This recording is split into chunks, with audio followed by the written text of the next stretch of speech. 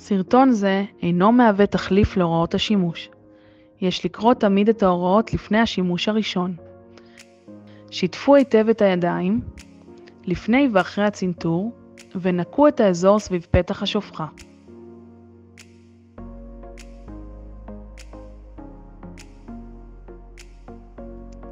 לפני פתיחת עטיפת הקתטר, בדקו שהמוצר אינו פגום ובחנו אותו במבט וגם במישוש. ודאו גם שחומר הסיכה מפוזר באופן אחיד לאורך הקתטר. אם אינו מפוזר באופן אחיד, לחצו בעדינות על הקתטר דרך העטיפה כדי לפזר את הסיכוך בצורה שווה.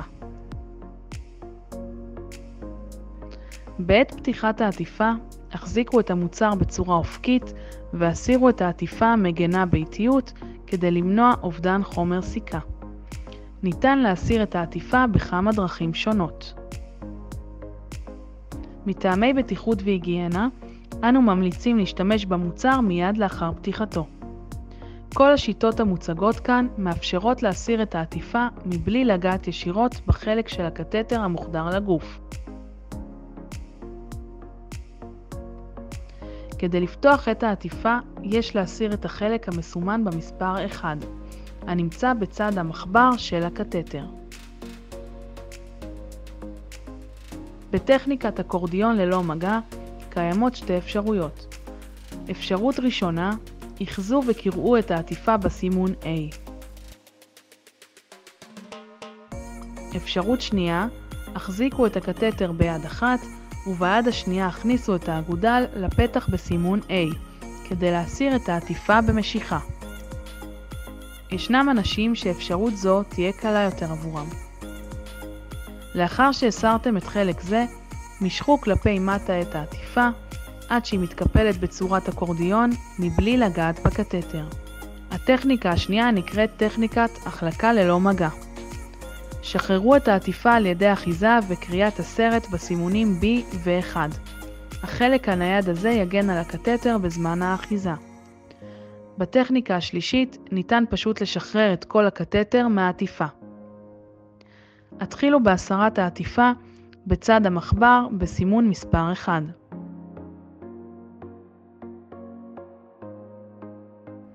כעת יחזו במחבר והוציאו את הקתטר מהעטיפה. אנא עיינו בהוראות השימוש כדי להכיר את כל אפשרויות הפתיחה. תוכלו לנסות דרכים שונות לפתיחת הקתטר כדי למצוא את זו שהכי מתאימה לצרכים שלכם. כעת, כשהקתטר מוכן להחדרה, יחזו בפין כלפי מעלה כדי להפחית את העקמומיות ביד אחת. ביד השנייה, החדירו בעדינות את הקתטר דרך פתח השופחה, אל תוך השופחה ועד השלפוחית עד שיתחיל לזרום שתן.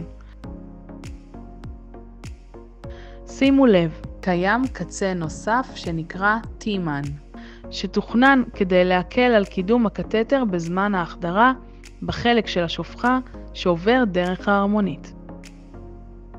יש לוודא שהקצה המעוקל של הקתטר פונה כלפי מעלה.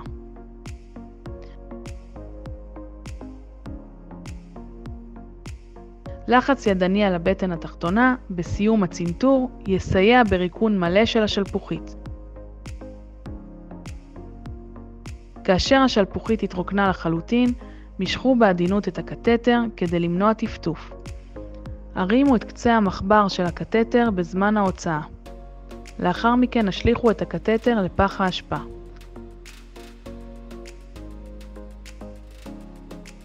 לקתטר אקטרין היילייט יש מחבר שניתן לחבר לשקית איסוף שתן, למשל שקית יורימד מבית בי בראון. צנתור עצמי יתבצע רק בהתאם להנחיות רפואיות ורק לפי ההוראות המצורפות. יש לקרוא בעיון את הוראות השימוש לפני השימוש הראשון בקתטר.